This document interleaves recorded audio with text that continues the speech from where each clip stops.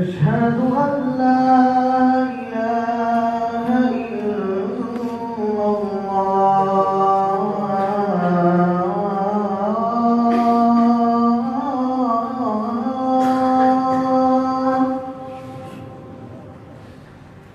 أشهد أن لا إله إلا الله.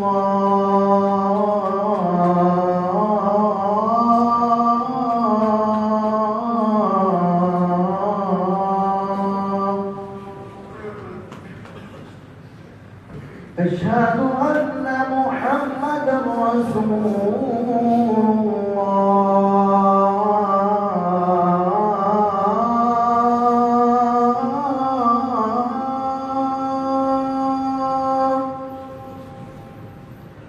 أشهد أن محمدا رسول الله.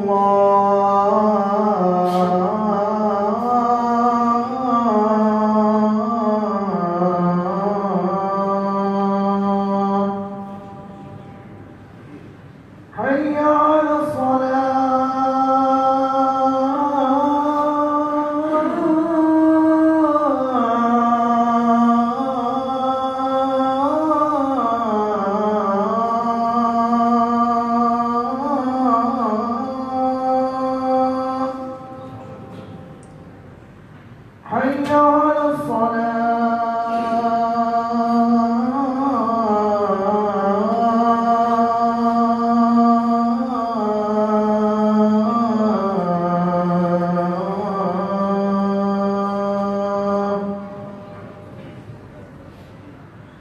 حي على حي على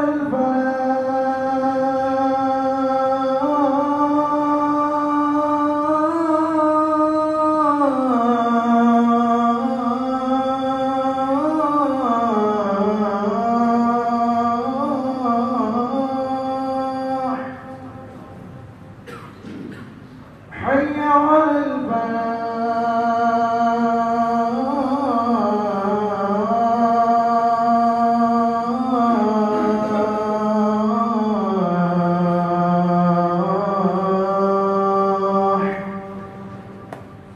الله أكبر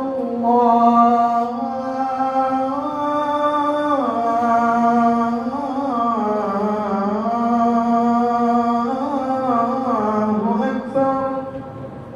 لا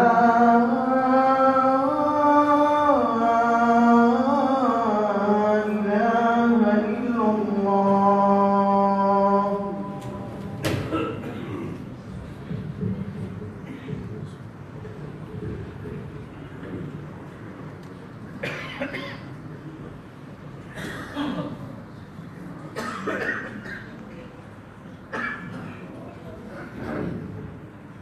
إن الحمد لله نحمده ونستعينه ونستغفره ونؤمن به ونتوكل عليه ونعوذ بالله من شرور أنفسنا ومن سيئات أعمالنا.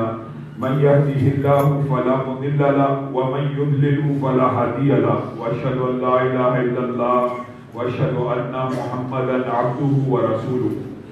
أما بعد فإن خير الحديث كتاب الله وخير الهدي هدي محمد صلى الله عليه وسلم وشر الأمور محدثاتها وكل محدثة بدعة وكل بدعة ضلالة وكل ضلالة في النار.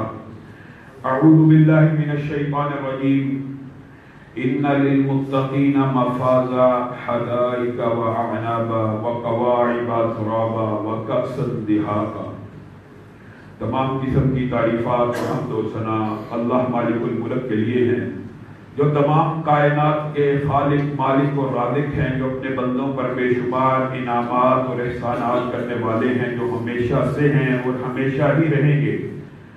نہ جن کی ذات میں کوئی شریک ہے، نہ جن کی صفات میں کوئی شریک ہے، جو اپنی توحید کے بارے میں خود ارشاد فرماتے ہیں قل هو اللہ احد اللہ الصمد لم یلد ولم یولد ولم یکن له کفوا احد۔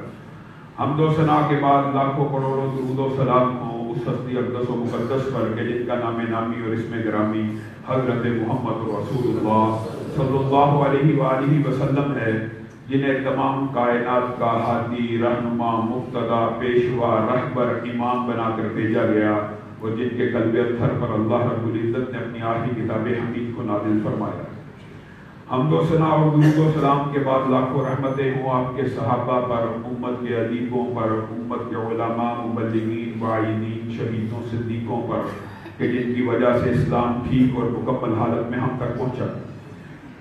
معزز سامعین گرامی قدر، اللہ رب العزت نے بندہ لوگ وہ ہیں جو اللہ سے ڈر گئے اور اللہ سے ڈرتے ہوئے زندگی کو گزار لیا۔ بندہ مسلم، بندہ مومن کون ہے؟ اس حوالے سے بہت لمبی حدیثیں موجود ہیں، عام فہم بات ہے، پتہ ہے۔ ایک بات آپ کے گوش گزار کر کے آگے چلتے ہیں۔ بندہ مسلم سب کو پتہ بنی الاسلام علی خمس، جس کا عقیدہ ہو یہ 5 چیزیں اسلام میں مسلمان ہو گیا، جس کا عقیدہ رسولوں پر ایمان، کتابوں پر ایمان، تقدیر کے اچھے برے ہونے پر ایمان وغیرہ، وہ مومن بھی ہو گیا۔ ایک درجہ ان کے بعد کا ہے، اسی حدیث میں وہ کیا ہے؟ محسن، محسن، اور قرآن پاک میں محسنین کا بہت مرتبہ ذکر آیا ہے، اور ہر بندہ مسلم کو، ہر بندہ مومن کو محسنین میں شمار ہونا چاہیے۔ وجہ یہ میں اپنی طرف سے نہیں کہہ رہا، نبی کریم صلی اللہ علیہ وسلم نے ارشاد فرمایا، جبریل امین والی حدیث مشہور ہے، پوچھا احسان کیا ہے؟ ان تعبد اللہ کأنک تراہ، ہر مسلمان مومن کے اوپر لازم ہے وہ اللہ رب العزت کی ایسی عبادت کرے، ایسی عبادت کرے جیسے اللہ کو دیکھ رہا ہے، جیسے اللہ کو دیکھ رہا ہے۔ یہ حدیث، اس کی بہت سی تفسیریں لکھی گئی، محدثین نے لکھی ہیں۔ اصل میں ہم کئی مرتبہ پڑھتے ہیں لیکن ہمیں ادراک نہیں ہوتا یہ کتنی عظمت والی بات ہے۔ آپ کے سامنے آرمی چیف ہو ملک کا، وزیر اعظم ہو، I G, D I G, secretary level کا بندہ ہو، آپ اس کے سامنے بیٹھے ہو، وہ آپ کو کچھ کام کہہ دے، بھائی یہ کام کر دو، آپ کے کام میں کس قسم کی چستی ہوگی، کس قسم کی پھرتی ہوگی؟ ان تعبد اللہ کأنک تراہ، اللہ کی عبادت زندگی میں ایسے کرنی ہے جیسے تم اللہ کو دیکھ رہے ہو۔ اگر یہ کام نہیں ہو سکتا، ضروری نہیں ہر انسان کی تخیلات، سوچ و فکر، فہم اس لیول کا ہو، اس درجے کا ہو کہ وہ یہ سوچے میں اللہ رب العزت کو دیکھ رہا ہوں۔ حقیقت میں ہونا یہی چاہیے ہر بندہ مومن اور مسلم کے لیے۔ لیکن فَإِن لَمْ تَكُنْ تَرَى، اگر تم یہ نہیں کر سکتے، فَإِنَّهُ يَرَاكَ، کم از کم یہ ضرور اپنی زندگی میں داخل کرنا ہے کہ وہ تمہیں دیکھ رہا ہے، وہ تمہیں دیکھ رہا ہے۔ اور بندہ مسلم مومن کے لیے خوشخبری کی کلام حمید میں بہت سی آیات ہیں۔ خوشخبری کے حوالے سے بندہ مومن کے اعمال کی اللہ رب العزت جس طرح کافر کے اعمال کی ریکارڈنگ کرتا ہے، اسی طرح بندہ مومن کے اعمال کی بھی ریکارڈنگ کرتا ہے، اور بندہ مومن کے اعمال کی ریکارڈنگ ایک درجہ آگے ہے۔ کیوں؟ کیسے سنیں؟ آپ نے پہلے سنا ما یلفظ من قول الا لدیہ رقیب عتید، انسان حلق سے کوئی آواز ایسی نہیں نکالتا جس کو ریکارڈ کرنے والے فرشتے ریکارڈ نہیں کر لیتے۔ کتنی عظمت کی آیت ہے، سبحان اللہ، الحمدللہ، اللہ اکبر، آپ چلتے پھرتے کہہ رہے ہیں، اور آپ کیا سوچ سکتے ہیں کہ آپ نے سبحان اللہ کہہ دیا اور ریکارڈ کرنے والے کی ریکارڈنگ سے مس ہو گیا؟ نہیں، فَمَن يَعْمَلْ مِثْقَالَ ذَرَّةٍ، ذرے کے برابر بھی، ذرے کے برابر کوئی نیک بندہ نیکی کا عمل کرے گا، وَوَجَدُوا مَا عَمِلُوا حَاضِرًا، اللہ کی قسم اللہ کہہ رہا ہے قیامت کے دن اپنے سامنے پائے گا انسان کتنا خوش ہوگا، اور ایک حسرت بھی ہوگی، کاش ساری زندگی سبحان اللہ کا ہوتا، کاش ساری زندگی الحمدللہ اللہ اکبر کا ہوتا۔ ایک مرتبہ راہ چلتے منہ سے سبحان اللہ نکل گیا، اللہ نے سبحان اللہ کا اتنا بڑا اجر رکھا ہوا۔ ما یلفظ من قول الا لدیہ رقیب عتید، حلق سے کوئی آواز ایسی نہیں نکلتی جس کو ریکارڈ کرنے والے ریکارڈ نہیں کر دیتے۔ اسی پر بس ہے کرامن کاتبین یعلمون ما تفعلون، ریکارڈنگ کرنے والے کتنے عظمت والے ہیں۔ اذ یتلقى المتلقیان عن الیمین وعن الشمال، کون ہے جو کوئی عمل کرے، پہلے لفظ کی بات ہو رہی تھی اب عمل کی، کون ہے کوئی عمل کرے کرام کاتبین کے لکھنے سے بچ جائے، بچ سکتا ہے؟ ان سے کون بچے گا جو دائیں اور بائیں بیٹھے ہیں؟ یہ بندہ مومن کے لیے احسانات ہیں، جیسے فاسق فاجروں کے لیے ڈرانے کی آیات ہے، بندہ مومن محسن کے لیے خوشخبری کی آیات ہے۔ اور اللہ رب العزت اس سے بھی آگے بھی ایک بات کرتا ہے کہ شاید کسی بندے کو کوئی اشکال ہو کہ کوئی میں نے نیکی کی تھی ان سے رہ گئی ہے، حالت ایسی تھی، فرشتے بعض حالتوں میں انسان کے قریب نہیں ہوتے، ایسی حالت میں نے کوئی نیکی کا جملہ کہہ دیا تھا، فرشتے تو اس حالت میں نبی کریم نے کہا بندے کے پاس نہیں ہوتے، تو یہ ریکارڈنگ کیسے ہوگی؟ یہ اعمال کس نے درج کیے ہوں گے؟ انسان حالت جنابت میں ہے وغیرہ، اور بھی منہ سے جھوٹ نکل گیا، فرشتے دور بھاگ دیتے انسان سے، اب اس دوران استغفر اللہ کہہ دیا، کون ریکارڈ کرنے والا ہے؟ اللہ رب العزت نے مومنوں کو تسلی دی ہے، نحن اقرب الیہ من حبل الورید، اور جاؤ اگر آواز کی ریکارڈنگ والے نہ کر سکے، دائیں بائیں والے نہ کر سکے، ہم تو تمہاری شہرگ حیات سے بھی زیادہ قریب ہیں، ہماری ریکارڈنگ انشاءاللہ ایسی ہوگی نیکیوں کو اپنے سامنے پاؤ گے۔ اور ایک آیت، یہ ساری آیتیں کافروں کے اوپر بھی ہیں، لیکن ایک آیت جو بندہ مومن کے لیے ہے اسی صورت کے اندر، وَنَعْلَمُ مَا تُوَسْوِسُ بِهِ نَفْسُهُ وَنَعْلَمُ مَا تُوَسْوِسُ بِهِ نَفْسُهُ، کتنی عظیم آیت ہے نیکی کرنے والوں کے لیے اور والیوں کے لیے۔ انسان کے دل میں نیکی کا کوئی خیال پیدا نہیں ہوتا، اللہ رب العزت اسے درج فرما لیتے ہیں نیکی کا خیال۔ وَنَعْلَمُ مَا تُوَسْوِسُ بِهِ نَفْسُهُ، وجہ کیا ہے؟ وجہ سن لو، نیکی کا خیال آنا نیکی ہوتی ہے، برائی کا خیال آنا برائی نہیں ہوتی۔ برائی کا خیال آیا انسان نے نہیں کی گئی، لیکن نیکی کا خیال آیا اس سال برا کروں گا، اس سال اللہ نے پیسے دیے صدقہ دوں گا، اس سال کچھ مال آیا اللہ کی راہ میں خرچ کروں گا، مال آ بھی گیا خرچ نہ کر سکا، اللہ کی قسم نیت کا ثواب لکھا گیا۔ وَنَعْلَمُ مَا تُوَسْوِسُ بِهِ نَفْسُهُ، اللہ رب العزت اتنی عظیم خوشخبریاں بندہ مومن کو سنا رہے ہیں۔ اور من عمل صالحا، اللہ کہہ رہا ہے اپنی طرف سے ہی کہہ رہا ہے، من ذکر او انثی، کوئی بندہ نیک عمل کرے چاہے مرد ہو چاہے عورت ہو، وہو مؤمن، مومن ہونا شرط ہے، مسلمان ہونا شرط ہے، مسلمان ہونا شرط ہے نیک اعمال کی قبولیت کے لیے۔ بعض لوگوں نے یہ فلسفہ بھی اختیار کیا ہے انسانیت بہت بڑا مذہب ہے، یہ ہے وہ ہے، جنہوں نے انسانوں کی خدمت کی۔ اللہ قرآن پاک میں شرط لگا رہا ہے ایمان کی، جو لوگ غیر مسلم ہو کے نیک عمل کرتے ہیں اللہ رب العزت انہیں دنیا میں بدلہ دیتا ہے، شہرت دیتا ہے، مال و دولت دیتا ہے۔ بعض روایات اس بات کی طرف اشارہ کرتی ہیں اللہ انہیں اتنا دیتا ہے، اتنا دیتا ہے، اتنا دیتا ہے کہ اللہ کو اگر بندہ مومن کے دل کا خیال نہ ہو، اللہ رب العزت ان کے گھروں کی سیڑھیاں بھی سونے کی بنا دے۔ اللہ کے لیے کیا، اللہ ان کو اتنا دینا چاہتا ہے جو مومن نہیں ہے، لیکن مدر ٹریسا، سر گنگا رام ہیں، انہوں نے انسانیت کی خدمت کی ہے۔ صدق دل سے بتائیے کیا ان کا نام حاتم طائی کے مقابلے کا؟ نبی کریم صلی اللہ علیہ وسلم سے حاتم طائی کے بارے میں پوچھا گیا، اور پوچھنے والے کون ہیں؟ حاتم طائی کے بیٹے عدی بن حاتم طائی خود پوچھ رہے ہیں کہ میرے باپ نے تو بہت نیک عمل کی ہے، بہت انسانیت کی خدمت کی ہے، ان کا معاملہ کیا ہوگا؟ نبی کریم صلی اللہ علیہ وسلم نے ارشاد فرمایا نفی میں اس کو دنیا میں نام مل گیا، رہتی دنیا تک 1400 برس 1500 برس بیت چکے ہیں، آج بھی حاتم طائی کا لوگ نام یاد کرتے ہیں، بس یہی اس کی جزا ہے۔ نیک عمل کیا، قرآن پاک کہہ رہا ہے عورت اور مرد میں سے، اور وہ مومن ہوا، اس کا پہلا سب سے عظیم نتیجہ کیا ہے؟ فَلَنُحْيِيَنَّهُ حَيَاةً طَيِّبَةً۔ کتنی عظمت والی آیت ہے۔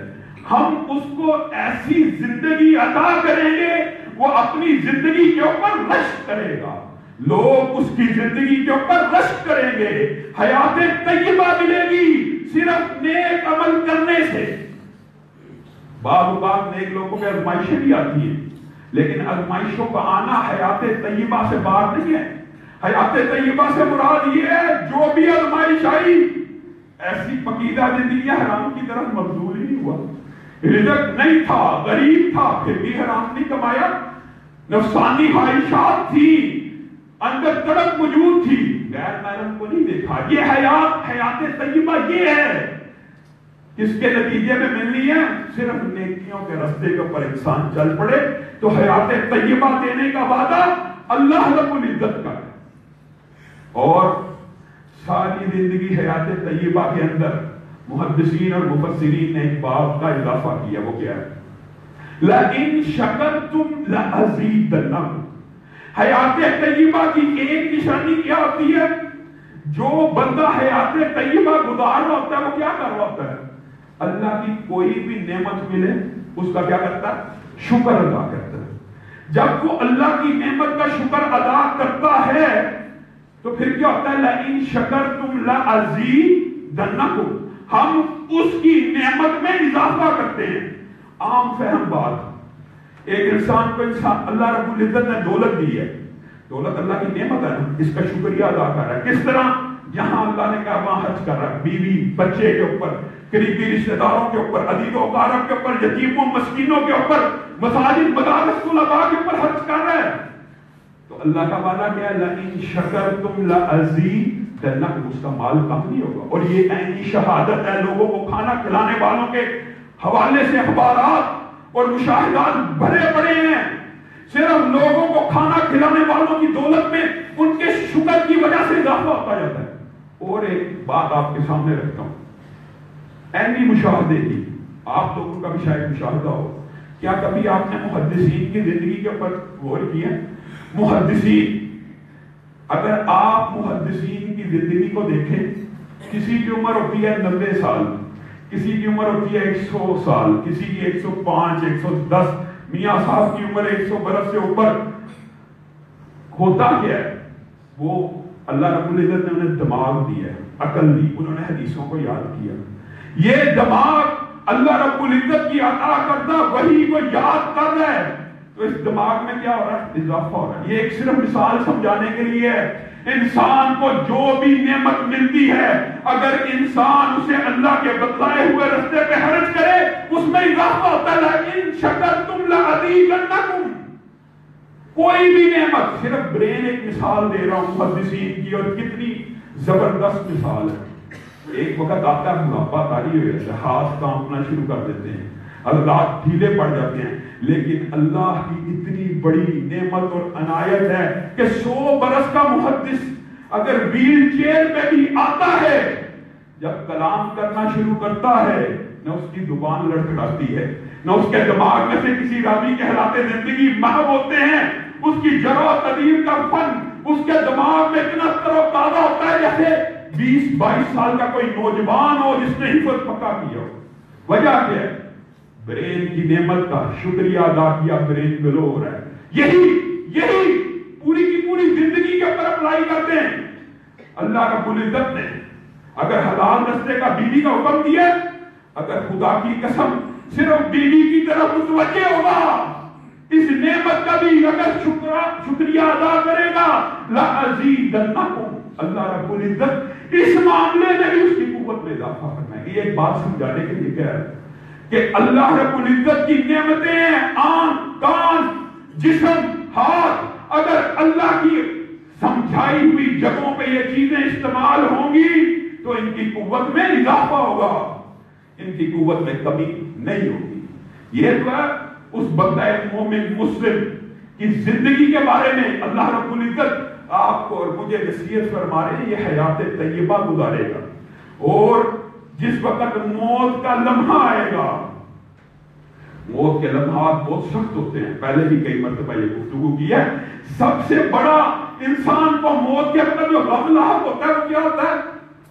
بچوں کو چھوڑ کے جا رہا ہوں، بیوی کو چھوڑ کے جا رہا ہوں، کام ایسے ہیں دماغ میں پھنسے ہوئے، موت کے وقت بھی یہی خیال آ رہا ہوتا ہے فلاں کام پینڈنگ ہے، فلاں کام رہتا ہے۔ دنیا چھوڑنے کا غم انسان کو ہجان میں مبتلا کر دیتا ہے، بعض مرتبہ کلمہ کفر تک منہ پہ آ جاتا ہے نعوذ باللہ۔ لیکن جس بندے کی زندگی اللہ کی اطاعت میں گزری، اللہ کی قسم جب اس کی موت کا لمحہ آتا ہے تو ہمارے لیے سب سے بہترین نمونہ کس کی زندگی ہے؟ نبی کریم صلی اللہ علیہ وسلم۔ جس وقت ان کی موت کا لمحہ آیا انہوں نے کیا کیا؟ جبریل سے مشورہ کیا، مشورہ ضرور کیا۔ جبریل کیا کہتے ہو؟ نبیوں کے پاس موت کا فرشتہ اجازت کے بغیر نہیں آتا۔ اسرائیل ملک الموت نے اجازت مانگی ہے، نبی کریم جبریل سے مشورہ کر رہے ہیں کیا کرنا چاہیے۔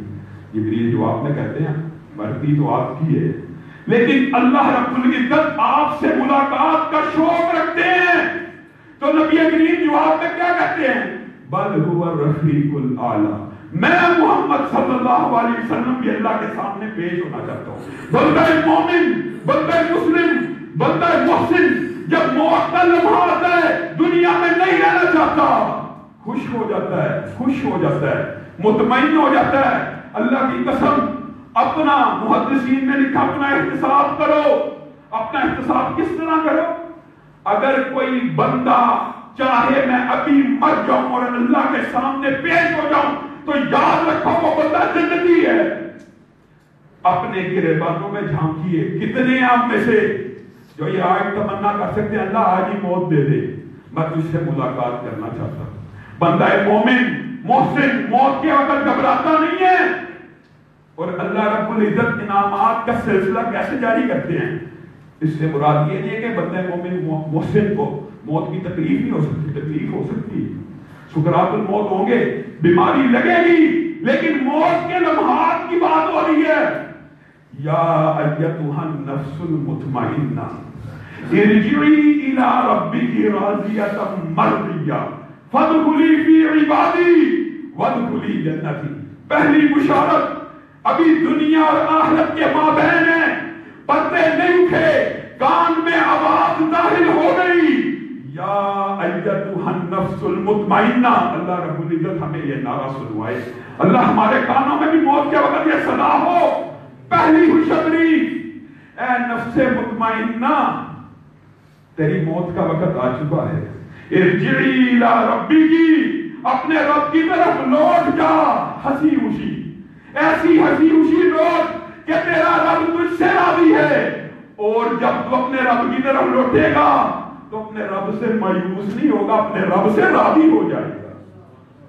ارجعی الی ربک راضیۃ مرضیہ، صرف اسی کا بس ہے نہیں، ساتھ ہی ایک اور خوشخبری، موت کا پردہ اٹھ گیا، فرشتے نظر آنا شروع ہو گئے، اب کافر کی طرح روح جسم میں نہیں رہنا چاہتی، استقبال میں دیکھ رہی ہے، دو کتاریں تحت نگاہ آسمان تک، اتنے خوبرو فرشتوں کی کتاریں ہیں، اور ہاتھ میں غلادت کے ٹاٹ نہیں ہیں، پھولوں کے ہار ہیں، اور خوشخبری ہیں، اور سلام ہیں، اور کہہ رہے ہیں امتحانوں کا موسم ختم ہو چکا، امتحانوں کا موسم ختم ہو چکا، امتحان کی زندگی ختم ہو چکی، بس کر دے۔ بندہ اس وقت بھی اللہ کا ذکر کر رہا ہے، زبان سے کلمات ادا کیا ہو رہے ہیں، اشہد ان لا الہ الا اللہ، اس وقت میں بھی فرشتوں کو دیکھ کے خوشی سے اللہ کی خاطر کیا کلمات کہہ رہے ہیں، اشہد ان لا الہ الا اللہ۔ اور نبی کریم نے ارشاد فرمایا جس کا آخری کلام یہ ہو گیا، دنیا نے سن لیا، وہ تو ویسے ہی جنت میں داخل ہو گیا۔ اتنی خوشی محسوس کرے گا، اتنی خوشی محسوس کرے گا، صحیح حدیث کے الفاظ ہیں، کتنی خوشی، روح جسم کو ایسے چھوڑنے کے لیے بےتاب ہوگی اور نکلنے کے لیے بےتاب ہوگی کہ اگر ایک مشکیزے کے منہ کو کھول دیا جائے، اس کے اندر چاہے 20 30 40 لیٹر پانی ہو، منہ کھول دیا جائے اور اس کو پلٹا دیا جائے، جتنی جلدی مشکیزے سے پانی نکلتا ہے، روح اتنی تیزی سے جسم کو جدا کر دے، جسم سے جدا ہو جائے گی۔ کس وجہ سے؟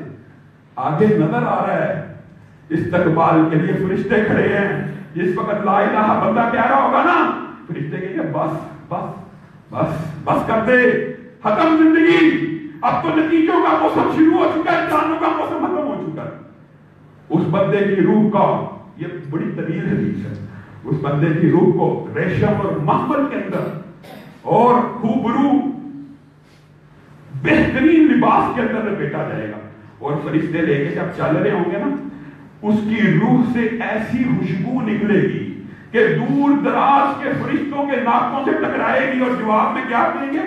کتنا عظیم بندہ تھا، کتنی مقدس روح تھی، سلام علیہ سلام علیہ سلام علیہ۔ جس فرشتے کو خوشبو ملے گی کیا کہے گا؟ اس پہ اللہ کی سلامتی ہو، اللہ کی فرما برداری میں زندگی گزار کے آیا، اس کے اوپر اللہ کی سلامتی ہو۔ یہی وہ بندے ہوں گے جن کے لیے آسمان کے دروازے کھل جائیں گے، روح کا مقام اعلیٰ علیین تک پہنچ جائے گا۔ اعلیٰ علیین جب کفار کو سجین میں رکھا جائے گا، آسمان کے دروازوں کو ان کے لیے بند کر دیا جائے گا، ان بندے کی روح جا رہی ہے، سارے دروازے کھلتے جا رہے ہیں، اور اللہ رب العزت نے خود کتاب حمید میں فرمایا تمہیں کیا پتا علیون یا علیین کی جگہ کتنی ہی عظمت والی ہے، تمہیں نہیں پتا، یہ انتہائی عظمت کی جگہ ہے۔ اس کی روح کو چند لمحوں کے لیے، چند اس ٹائم تک کے لیے ادھر رکھا جائے گا۔ کس ٹائم تک کے لیے؟ جب لوگ گھر کے اندر کفن دفن کا انتظام کر رہے ہیں، جنازے کا انتظام ہو رہا ہے، اور جنازہ بھی اٹھایا جا رہا ہے، روح اعلیٰ علیین میں ہے، لیکن اللہ کی قدرت دیکھیے، اللہ رب العزت نے بعض باتیں ما فوق العقل بھی کی ہیں، لیکن اللہ رب العزت کو پتہ ہے اللہ یہ واقعات کیسے برپا کرے گا۔ میت کو جب نیک بندے کی میت ہو نا، اور اس کو دفنانے میں تاخیر ہو رہی ہو، صحیح حدیث کے الفاظ ہیں، وہ بندہ کہے گا کیسے بے وقوف، اتنا عمدہ میرا ٹھکانہ تیار پڑا اور مجھے یہاں پہ اٹھایا، مجھے یہاں پہ رکھا ہوا، جلدی لے کے چلو، جلدی لے کے چلو، جلدی لے کے چلو۔ یہی وہ لمحہ ہے جس کے بارے میں پھر وہ مشہور حدیث ہے، 3 چیزیں انسان کی پیروی کاری ہوتی ہیں میت کی، ایک اس کا مال گاڑی کی شکل میں، سائیکل، موٹر سائیکل، جو انسان کی تفریح ہے اس کے مطابق، ایک اس کے رشتہ دار اعزاء و اکرام اس کے پیچھے چل رہے ہوتے ہیں میت کے، تیسرے اس کے نیک اعمال اس کے ساتھ چل رہے ہوتے ہیں، اور قبر کے اندر جب ڈال دیا جاتا ہے تو قبر میں ساتھ کس نے رہنا ہے؟ نیک اعمال، رشتہ دار بھی واپس، مال و دولت بھی واپس، سائیکل موٹر سائیکل ہر چیز واپس۔ قبر میں ڈالنے کے بعد یاد رکھیے، جیسے بندہ کافر اور فاسق کو عارضی طور پہ اللہ رب العزت اس کا جو برا استقبال کیا جاتا ہے بلا دیتا ہے، اسی طرح بندہ مومن کا، محسن کا بھی استقبال اسے عارضی طور پہ بلا دیا جاتا ہے۔ وجہ کیا؟ حجت قائم کرنے کے لیے، حجت قائم کرنے، قبر میں سوال جواب کے لیے۔ اگر اس کو وہ سارے واقعات ادھر یاد ہوں تو پھر سوال و جواب کی اہمیت نہیں ہے، اس کو وہ منظر خواب کی طرح محسوس ہوگا۔ اور جب اعلیٰ علیین سے روح جسم میں ڈال دی جائے گی، جب بھی جسم اور روح کا رشتہ آپس میں مل جاتا ہے، شعور بیدار ہو جاتا ہے، انسان کی آنکھ کھل جاتی ہے۔ یہی مثال نیند کی بھی ہے، روح عارضی طور پر جسم کو چھوڑتی ہے، انسان تحت شعور اور لا شعور میں چلا جاتا ہے، لیکن جیسے واپس آتی ہے آنکھیں کھل جاتی ہیں، بیدار ہو جاتا ہے۔ بعین ہی اسی طرح قبر کے اندر جب اسے ڈال دیا جائے گا، روح کو واپس لایا جائے گا، منکر نکیر حالات وہی ہیں سارے جو کفار کے حوالے سے آپ کے سامنے رکھے تھے۔ زمین کو چباتے ہوئے اتنی زور اور خوفناک آوازوں میں زمین کو چباتے ہوئے نیچے کی طرف سے آئیں گے، فرشتے ہمیشہ اوپر سے آتے ہیں، یہ منکر نکیر واحد ہے جو نیچے سے آئیں گے، گرگراہٹ سے، خوفناک آوازوں سے، جیسے حدیث میں آتا ہے اگر کوئی مخلوق سن لے اس کی دہشت سے مر جائے، بندہ تھوڑا سا گھبرائے گا۔ لیکن ایک بات یاد رکھ لیجئے، نماز عصر کی حفاظت کے حوالے سے کلام حمید میں بھی آیات ہیں، اور متعدد جو حدیثیں ہیں کہ فجر اور عصر کے وقت فرشتے اوپر سے ڈیوٹیاں چینج ہوتی ہیں وغیرہ وغیرہ، یہ ساری حدیثیں نماز عصر کی حفاظت کے حوالے سے کیوں آتی ہیں؟ اس لیے آتی ہیں کہ جب بھی کوئی بندہ، جب بھی فاسق ہو فاجر ہو، مومن ہو مسلم ہو محسن ہو، عورت ہو مرد ہو، جب بھی قبر میں ڈالا جائے گا وقت کیا ہوگا؟ سورج ڈھل رہا ہوگا، عصر کا وقت گزر چکا ہوگا، مغرب کے قریب وقت ہوگا۔ اگر بندہ مومن اور محسن اور مسلم ہوگا تو ہی اس کے دل میں پہلا خیال کیا آئے گا؟ آنکھیں کھولی، سورج ڈھلتا ہوا دیکھ رہا، پہلا خیال کیا آنا چاہیے؟ پہلا خیال یہ آئے گا نماز عصر پتہ نہیں میں نے پڑھی نہیں پڑھی، سورج غروب ہونے والا ہے، جلدی جلدی اٹھے گا، تیاری کے لیے کھڑا ہوگا، منکر نکیر آ جائیں گے۔ اللہ کی قسم کتنی عظمت کی حدیث ہے، جو قبر کے اندر نماز عصر کے لیے کھڑا ہو جائے گا، اس سے پھر سوال جواب نہیں ہونے، اس کو صرف نتیجہ دیا جائے گا کیا؟ اور نماز عصر کے لیے کھڑے ہونے والے، تجھے یہ نہیں پتا کہ امتحان ابتلا سارے کا سارا سلسلہ اللہ نے ختم کر دیا، آج تو قبر میں آ کے بھی اللہ کی عبادت کے لیے کھڑا ہو رہا ہے۔ نم کا نومت العروس، نم کا نومت العروس، پہلی رات کی دلہن کی مانند سو جا، نہ تیرے اوپر کوئی غم آنے والا ہے، نہ تیرے اوپر کوئی مشکل آنے والی ہے، تیرے لیے قبر کے اندر جنت کی کھڑکی کھول دی گئی ہے۔ ہاں اس لمحے کے اندر انسان کی خوشی کی کیفیات عجیب ہوگی، انسان خوش ہوگا اور اس کی خوشی میں اضافہ کرنے کے لیے کیا کیا جائے گا پتا؟ جہنم کی بھی ایک کھڑکی کھولی جائے گی اور کہا جائے گا اگر تو فاسق ہوتا، اگر تو فاجر ہوتا، یہ تیرا ٹھکانہ تھا، نہیں ملا، وجہ یہ ہے کہ تم نے اللہ کی اطاعت میں گزار دی، اب یہ تیرا ٹھکانہ ہے، جنت کی طرف کی کھڑکی اس کے لیے کھول دی جائے گی، اتنی بھینی بھینی خوشبو اس کی ناک سے ٹکرائے گی، صحیح حدیث کے الفاظ ہیں، اور پھر وہ ایسے ہی سو جائے گا جس طرح پہلی رات کی دلہن بے غم بے خوف خوشی اور مسرت میں سوتی ہے۔ اللہ رب العزت ہم سب کو قبر کے اندر بھی عصر کی نماز کے لیے کھڑا ہونے کی توفیق عنایت فرمائے۔ واحد دعوانا الحمدللہ۔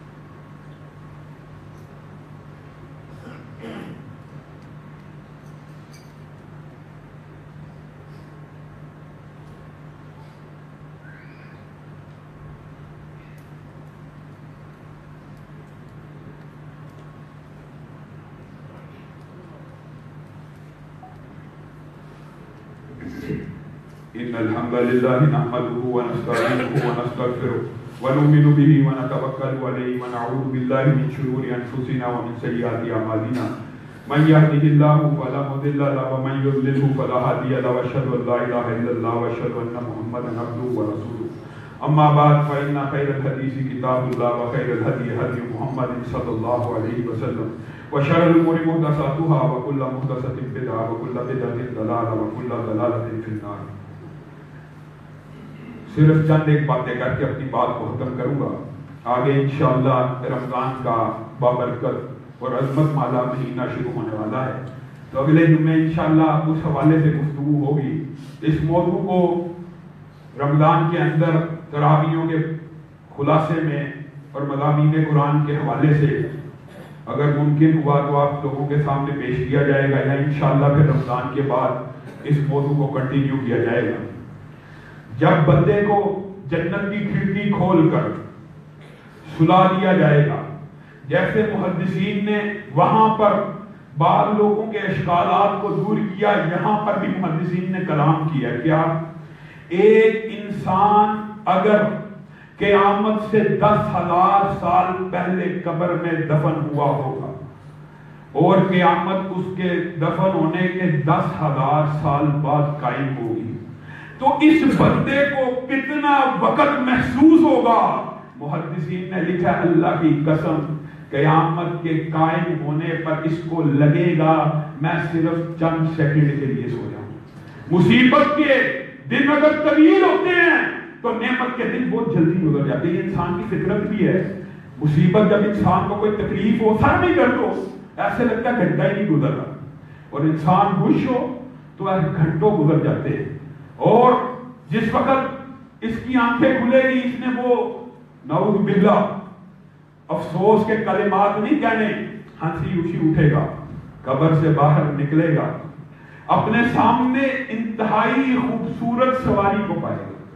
اور حدیث میں آتا ہے ایسی سواری اس نے زندگی میں کبھی نہیں دیکھی ہو. سواری کو مخاطب ہو کر کہے گا تو کون ہے؟ سواری آگے سے مانوسیت کا اظہار کرے گی, اس سے چپکے گی, اس سے لگے گی اور کلام کرے گی میں تیرے نیک اعمال ساری زندگی تو نے مجھے اپنے اوپر سوار کیا, آج بدلے کا دن ہے, آج جزا کا دن ہے, آج تو مجھ پہ سواری کرے گا. اسی لیے قرآن پاک کی حضرت علی نے کہا جو آئے گا نا وفدہ کہ اللہ کے سامنے وفد کی صورت میں جنتی پیش ہوں گے متقی. کیوں؟ کیونکہ سواریوں پہ آ رہے ہوں گے, خوبصورت سواریوں کے اوپر سوار ہوں گے. اللہ رب العزت ہم سب کو ایسی عمدہ خوبصورت سواریاں نصیب فرمائے. اے اللہ اس مجلس کو جنت الفردوس میں بپا فرما. اے اللہ جتنے بیٹھے ہیں اگر کسی کے نامہ اعمال میں جہنمی ہونا درج ہے اللہ رمضان سے پہلے پہلے اس کو آزاد فرما. اے اللہ ہم سب کے گناہوں کو معاف فرما. اے اللہ ہماری خطاؤں سے درگزر فرما. سبحان